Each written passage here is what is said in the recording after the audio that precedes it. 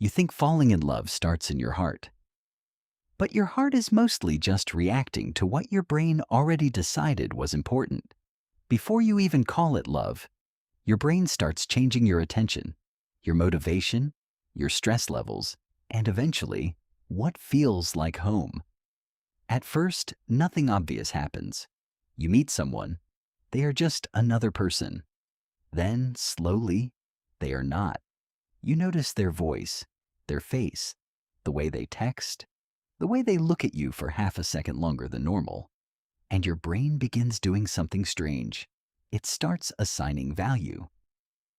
Deep inside your brain is a reward system. This is the network that helps decide what is worth chasing: food, safety, success, social approval. And now, apparently, this person, one of the main chemicals involved is dopamine. Dopamine does not simply make you feel happy. That is a little too simple. It makes something feel important. It tells your brain, pay attention to this, remember this, get more of this. So, when you see them, hear from them, or even think about them, your brain may reward you with a small chemical signal. And that is where things get dangerous. Because once your brain connects a person with reward, you start looking for them everywhere. You check your phone more often. You replay conversations that were probably not that deep. You notice tiny details and treat them like evidence. A pause in a message feels meaningful. A smile feels enormous. A bad reply can ruin your whole afternoon. Congratulations, your brain has turned another human being into a biological event. But dopamine is only the first part. There's another chemical involved called norepinephrine. It is connected to alertness, energy, and stress. This is why early love can make you feel awake, nervous, and slightly insane. Your heart beats faster, your palms sweat, your stomach feels weird. You suddenly forget how to act like a normal person. This is not because love is calm. It is because your body is treating the situation like something important is happening. Which, to your brain, it is. At the same time, your serotonin levels may shift. Serotonin helps regulate mood and repetitive thoughts, and some research has found that early romantic love can share similarities with obsessive thinking, which explains a lot. You're not just thinking about them because you want to. You're thinking about them because your brain keeps returning to the same target. Again, and again, and again. You tell yourself you are being normal, but then you imagine an entire future with someone who said, ha ha ha, instead of LOL. Not ideal. But this obsessive stage does not last forever. Eventually, if the relationship continues, your brain begins shifting from attraction to attachment. And this is where love becomes less explosive, but much deeper.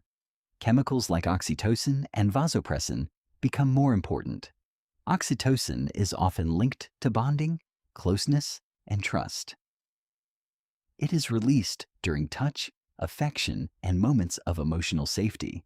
In other words, your brain starts learning that this person is not just exciting, they are safe.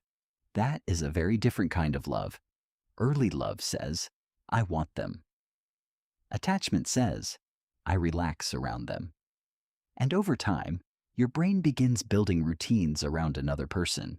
Their presence becomes familiar. Their habits become predictable. Their face becomes part of your normal world.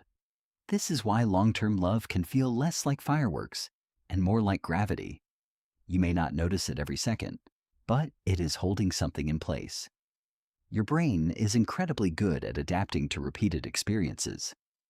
So if someone becomes part of your daily life, your brain begins treating them as part of the environment it expects.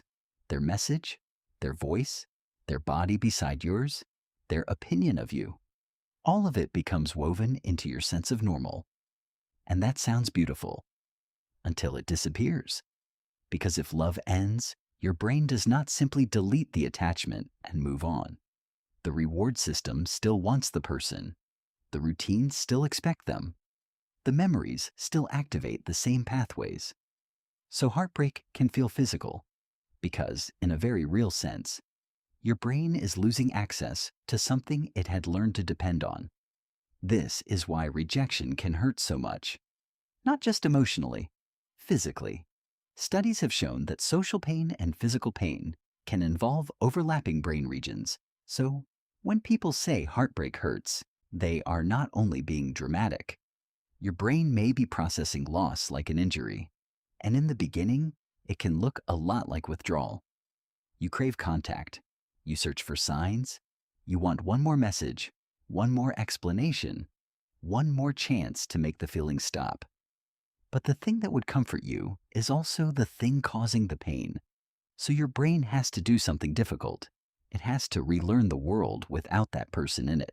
Slowly, the reward signals weaken. The routines change. The memories become less sharp. And the person who once felt impossible to stop thinking about becomes someone your brain can survive not having. This does not mean love was fake. Actually, it means the opposite. Love is powerful because it is not just one emotion. It is attention, reward, stress, memory, safety, habit, and identity, all tangled together. It starts with a spark. Then it becomes a pattern. And if it lasts long enough, your brain may begin treating another person as part of home. So falling in love does not happen only in your heart. Your heart races because your brain is changing the rules. It is deciding what matters, what to chase, what to protect, and what might hurt to lose. Ask us your weirdest "what happens" question in the comments, and subscribe for more videos like this.